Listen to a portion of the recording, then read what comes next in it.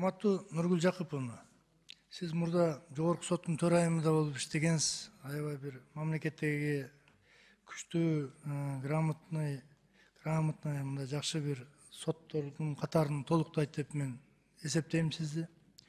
Акыркы күндөрү былтыр мына депутат болгондон бери көптөгөн депутаттарга элден арыз муң түшөт экен. Ушул арыз муңдун айына мен номер 5 нокат бир мандаттуу шайлоо округуна шайланып келген депутат катары бардым.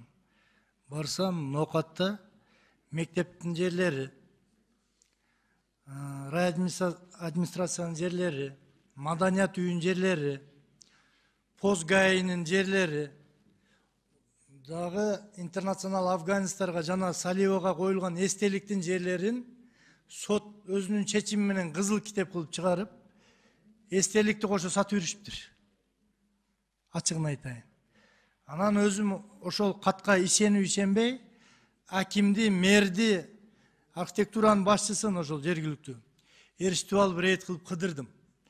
Кыдырсам чынында плачевный состояние ошондой. Бардыгы менчиктештирилип кеткен. Мыйзамсыз. Жалпысынан алганда бир 40 ошондой жер бар экен. Орто мектептин площадкалары менчиктештирилип, дүкөн курулуп калган. Анан прокурор турат, мэр турат, аким турат. Эмне үчүн чара көрбөйсүңөр? Десем, прокуратура айтты, биз представление жазып, тигине мындай материалды беребиз, Нокат районунун соту деле вроде жардам бергендей болуп атат, мыйзам жагынан карап. А облуска барганда облус тиги жеке менчик жакка карап чечип берип коюп атат дейт. Бул эмне? Бул жерде коррупциялык элемент көрүнүп атабы? Мен өткөндө Базарбаевка лично кат жазып жөнөткөнмүн. Ген прокурор Курманкул Зулушевка да жаздым. Президенти Садыр Нуркожоевичке, ГКМнын башчысы Камчыбек Кыдыршаевич Ташиевке дагы бирден копияларын жибергенмин. Бул мектептин, клубтун, маданият үйүнүн жерлери менчиктештирилип, кызыл китеп болуп, уже колдон колго өтүп атат. Барсаң, райондун борборуна бут коерго жери жок. Анан бардыгын изилдедим. Изилдесем, кайсы схема менен кылынган? Госрегистрге жанагы жаран кайрылат, госрегистр отказ берет, жаран госрегистрди сотко берет. А сот анын мыйзамдуулугун чечип берип коет жана жаранга. Бул эми коррупционный схема.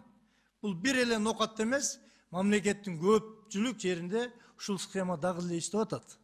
Урматтуу жогорку соттун төрагасынын орун басары. Ушуну төрагаңызга саламды айтып, личный контролга алып, пожалуйста. Эстелик менчиктештирилип кетти деген бул не деген сөз? Эстелик барсаң, эстеликке товарларды илип коюп туруп, бул кимдики? Бул меники дейт. Уят нерсе де бул акыры, туурабы? Ушуга бир карап, анча-мынча баягы бетин жуубаган сотторуңузду дисциплинардык жанагы урматтуу Рахат Абдылдаевна чакырып, сиз как раз ошол дисциплинардык жанагы түзүмдү орун басарсыз, туурабы? Ушул иштер боюнча контролго алууңуздарды мен депутат катары талап кылам. Мага бир кат жүзүндө да бир жообун берип койсоңуздар. Макулбу? Анан сот жанагы кара кийимин кийип алып, каалагандай кылып чече бере турган чоң атасынан калган жер эмес ал жер. Мамлекеттин, мектептин, элдин, маданият үйүнүн, рай администрациянын жерлери. Уятты.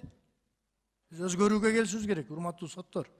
Анан мына анча-мынча биздин комитетке келген, палатага алып чыга турган маселеңиздерди эгер мыйзамдуу болгон болсо колдоп беребиз. Бирок эшиктеги жашоо тоже важный экен. Ушуну мен айтып коеюн сиздерге.